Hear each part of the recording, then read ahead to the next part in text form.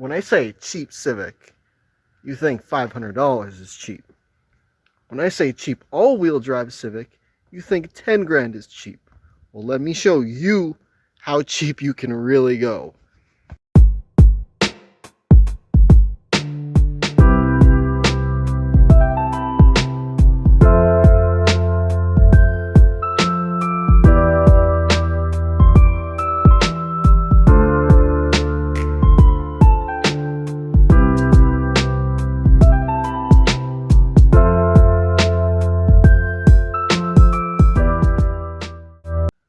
So as you saw, it's a very weirdly colored, not very Civic-like looking Civic, is it?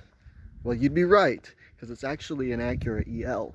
However, this car is based off of the Honda Civic chassis and is completely built like everything is the same. It's just got a different front fascia, so the headlights and taillights are basically different. And then they have bumpers and fenders to go along with the shape to make everything work, essentially. It's basically, Honda said, let's make a JDM car for Canada, and that's where I am filming this in, because that's where I'm from. So this is a all-wheel drive Civic sedan, and it weighs 3,000 pounds, and it has a full CRV drivetrain. I'll show you right now. So as you see here, this is a B20. Everybody knows the B20. Even if you don't believe me, it's right there. There's B20 Z2. Transmission, intake that's cheap as crap. It even has the intake cover still on it. So this motor and setup is very unmolested. And as you can see here, the front of the car, it says Acura, as it is. But it has JDM headlights, some unworking Jimmy rigged fog lights, and it is currently on one CRV wheel and three three-piece wheels. So let me show you what it looks like underneath this monstrosity. So right now you're probably going, dude, that's just an exhaust. You'd be right. The drive shaft is right there, and it's been cut just the right way, and you can see right back there, that's your diff. So if you didn't believe me before, you should now. And this thing is wild and is very rust free. There's almost no rust underneath the car, as you can see, but you probably don't really care. At the back of the car, it's pretty interesting. It did have a weird badge that said C4, and then it said 2.0 back here, but the car has been wet sanded just a little bit, kind of make the paint look a little better, because it is sadly just a $500 paint job and it is covered in Bondo.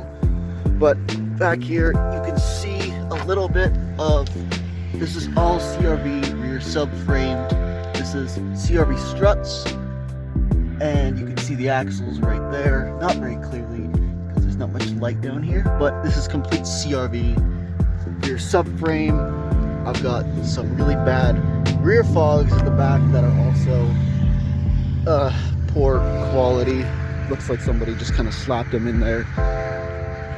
And you can see the car sits pretty high, and the reason that the tires stick so far out right there is because the CRV subframe is not the same wheelbase, I guess you'd say.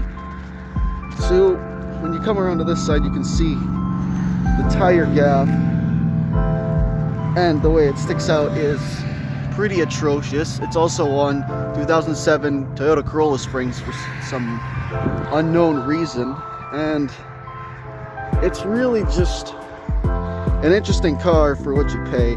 I did only pay $2,500, like I said, so you get a lot of interesting features and quirks when it comes to something in the market of that price range, I guess.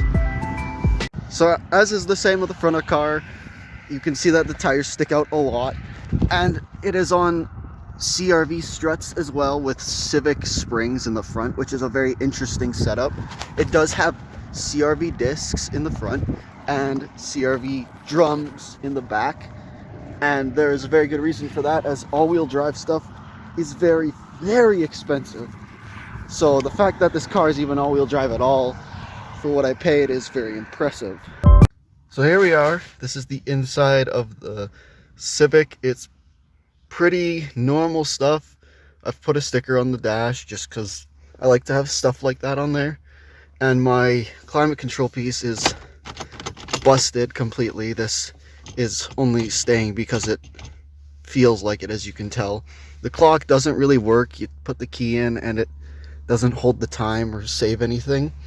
But the car is very low mileage. It's 216,000 K.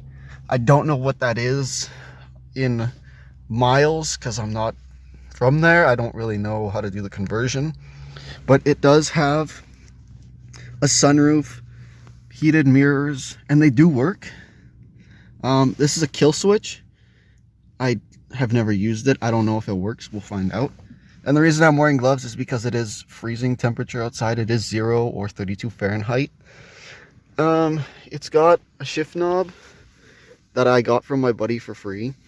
I also made this boot myself, and a likewise dog tag. This has been cut. Move all this shit. You can see the cup holder here has been cut, and that's because this is a CRV linkage and shifter. So if you move the boot down, you can see it's kind of funky shape. This is all CRV stuff. None of this is Civic. So this has been cut to make room for the cables that run into the car. And there's currently no stereo. There is a mess of wiring, which I will explain to you in a minute when I pop the trunk. The interior is very mint. I swapped out completely with Civic front and rear seats. I do daily drive it, so I have lots of stuff in here, which I apologize for, but it's in very good shape. I have no problems. Power windows work. Everything functions. My pedals are falling off there. But let's take a look at the trunk and I'll show you what's really going on here. So here we are in the trunk, and you can see there is remnants of a subwoofer being installed back here. Don't mind my work shoes. I'm still needing to clean the car out. But you can see there is so much wiring, and it is so badly done. He decided to somehow put the fuses for the fog lights, I think. I do believe that this is all fog light stuff. That's what these gray wires are. For the fog lights, I don't know how any of this works. It all has to be torn out and completely redone. All the audio. What a pleasant surprise with the semi. Like I was saying, all the audio is not working. I tried putting a deck in. The rear speakers are okay. They don't really make any noise because everything was wired to the sub that was here. So yeah, it's an interesting vehicle, and I have here my other wheel that should be on the car. The only reason it's not on is because these little bolts are actually leaking air. So you will be seeing at some point, I will be posting these wheels will be getting torn apart, and we will be refreshing them, putting new paint on them, or powder coating them. We will shine up the barrels and the lips, and they'll be good as new again.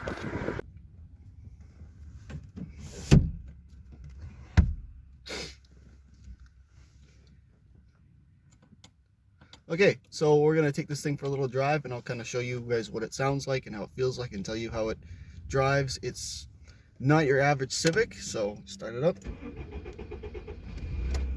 It does that quite often. It's a swap. You'll never expect perfect running order unless you're paying a lot of money for it. So we'll just put it in first. It is a interesting vehicle. It's got enough power to get you where you want to go. If you need to go there in a hurry, as it being all-wheel drive, you can launch this thing and it picks up. It doesn't spin. It doesn't pick a fight with you. It just goes. Like you would want any sort of all-wheel drive system to kind of work for you. This is something that I would always recommend somebody to do if you have the budget. But not everybody has the budget, and that's why I bought it. Because I would not spend 10 grand on a Civic just for 150 horse and 4 wheels to spin. And I've had a lot of Civics with B swaps and lots of headers and all that kind of stuff. It's, you know, pretty much your average Civic B swaps. I've had them. So this is a very interesting car. It does have quite a bit of thump when you get on the intake. I'm just gonna take it on the highway so you guys can kind of really hear what it looks like when you open it up. Unfortunately, the wheels do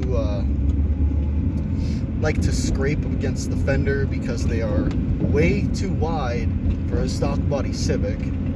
But I mean, that's to be expected when you start throwing stuff in here that really shouldn't be in here. But the rear struts are completely blown. The fronts are on their way out too, so you can expect to see coilovers coming into this car. And it is a 5-speed, I believe. You guys have already seen that. You know that.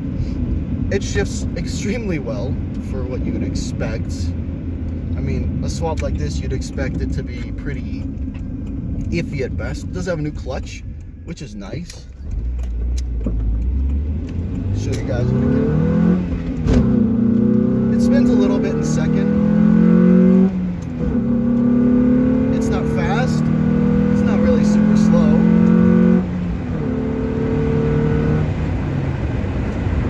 It takes you a little bit to get there, but you'll get there. We did that was about 0 to 80 mile an hour. Took us a little while to get there, but the daily driver in me is not really wanting to put a whole bunch of money into this for a 600 horsepower all-wheel drive build. But we can get into that later. But all around, it's a pretty good car. It doesn't have any issues. It really is just a great car, and the fact that I only paid $2,500 for an all-wheel drive Civic is insane. I don't think you'll ever see anybody selling an all-wheel drive Civic for that cheap. Realistically, you won't. Because when people do it, they go crazy. And this was built out of parts and some guy in his garage that got really bored and he just got tired of it, so he gave it to his brother. And that's how I ended up with it. Unfortunately, I didn't have it given to me, but I got it now. I can't shift today. And we'll stop it right there. It's slow. It's not your YouTube all-wheel drive Evo or a Subaru. It's a great daily. It's good for autocross if I ever choose to.